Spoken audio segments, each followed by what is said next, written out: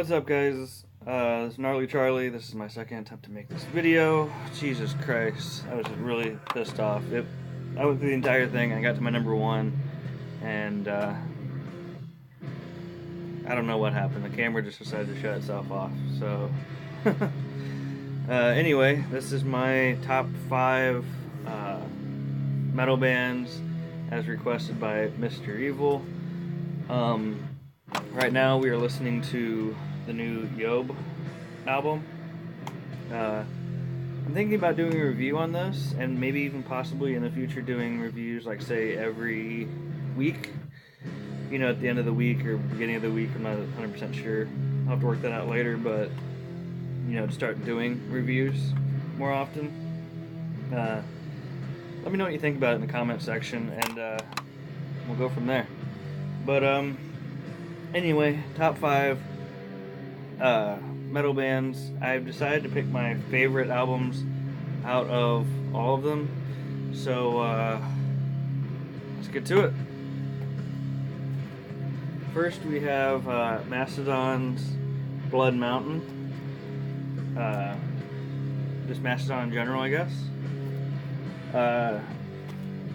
This one particular album is I picked out because every single one of these songs is a gem in their own right.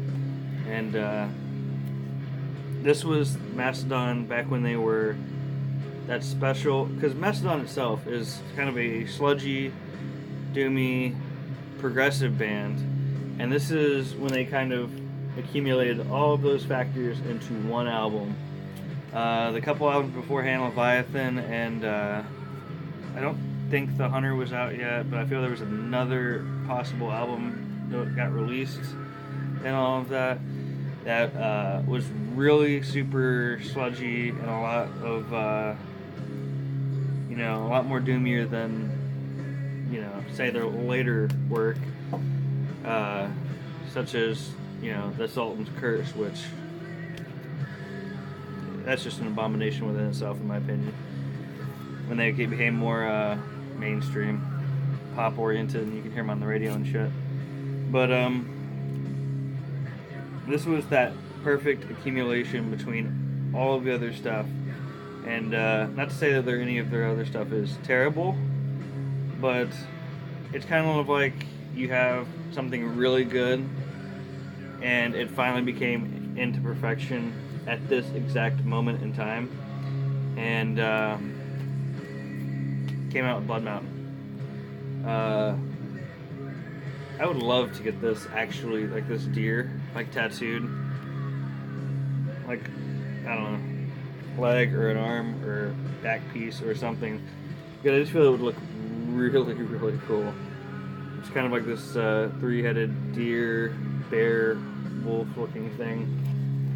But definitely a good album. If you have not listened to it, definitely give it a listen. Next, we have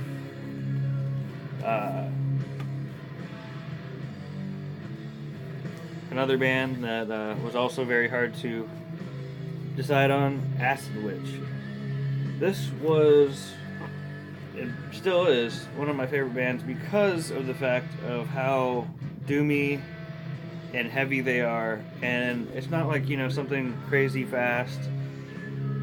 I love slower tempos. You really hear every little note in it. You hear every little detail of every instrument, and you really feel the way the music is performed. The vocals have to be kind of a particular way too, that everything just kind of accumulates into this epic masterpiece, in my opinion at least. But Acid Witch is one of those bands where they can do absolutely zero wrong in my book. I picked the album Stoned because literally I can listen to this thing day and night, every single song on the album, and not get bored with it. They're inspired by so much different bands, one of which being the Witchfinder General, which was from the 80s. Had 2 albums only, but still kick plenty of ass. If you haven't listened to them, please check out Witchfinder General. I will probably be, showing those off at some point. hopefully I'll be doing a vinyl collection at some point and starting that out, so, you know, crossing fingers that it actually gets done. But Acid Witch, if you haven't listened to them, do yourself a favor and listen to anything you can possibly get by them. I've got everything except for a compilation and I think the Witch House demo. I've got every single thing besides those two things on every format they've come out on. So I've got 3 copies of this, 3 copies of Witchtanic Hallucinations. I've got the split with Nun Slaughter, and I've got their little EP that they came out with that was, I can't remember the name of it, but like I said, all of their releases have kicked so much ass. Hopefully they have a whole lot more success in the future, and they just recently, I think this last October, released the 3rd album. I believe it was in October, but I haven't listened to that a whole lot, because like I said, if I ever listened to Acid Witch, this is probably my favorite. I think this was their 1st album, I believe. Maybe it was their 2nd. But anyway, I'm not really big on particular orders of, you know, bands, but give them a listen. 3rd, this band was kind of an issue of trying to think if they were metal or not, but I realized they had a album called Love Metal, and it kind of solidified that, yeah, they are kind of considered metal. Maybe not this particular album is considered metal, but them in general are metal. But I picked him, Razor Blade Romance. Like I said, once you start getting in past, you know, the first 5, probably I think I had about 20 of them before I narrowed it down. I could name every single song, every single album by these guys, and fall in love with every single song by all of those 20 artists. And it was a bitch to try and get down to 5.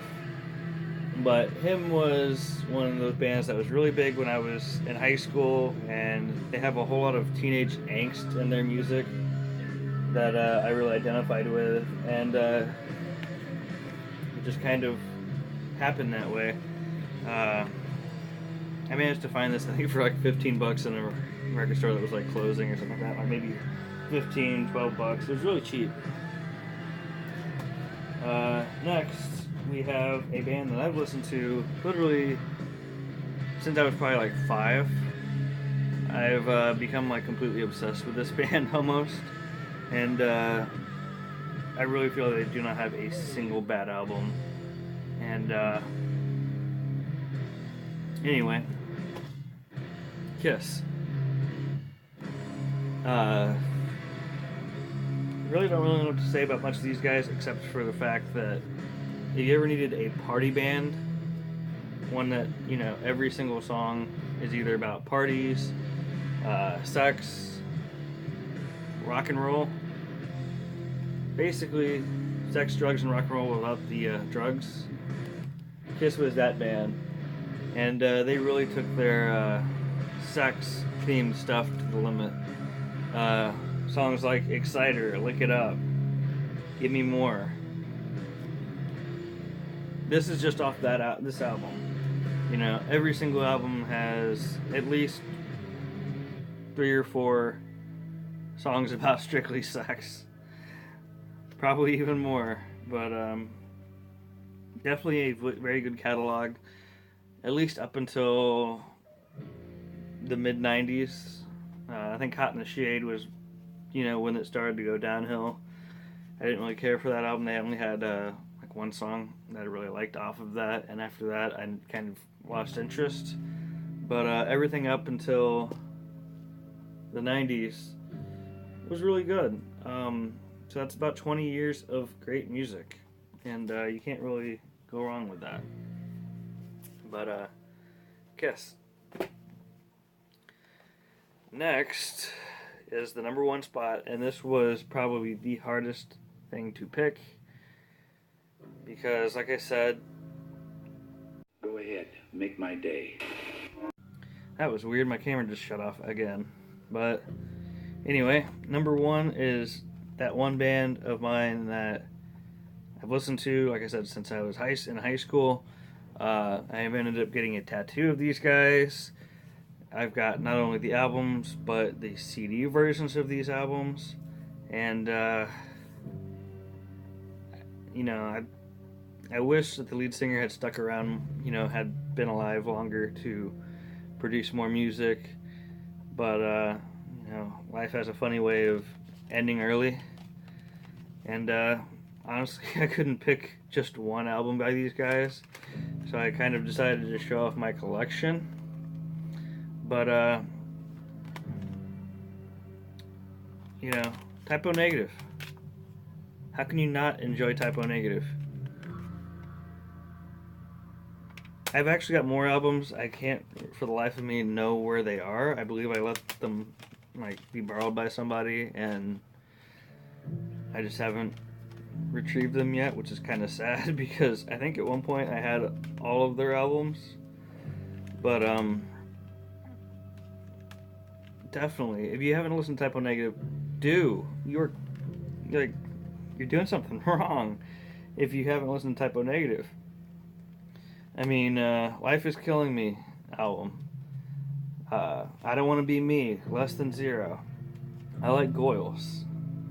Life is Killing Me, the title song, Nettie, Electrocute, Angry Itch, Anesthesia, Drunk in Paris, and The Dream is Dead.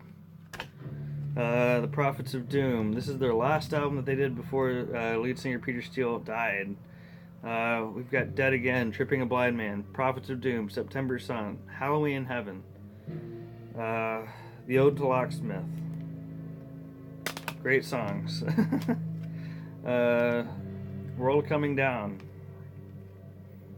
Doesn't have a track listing on here, but I do know there is a lot of songs on here that are really good.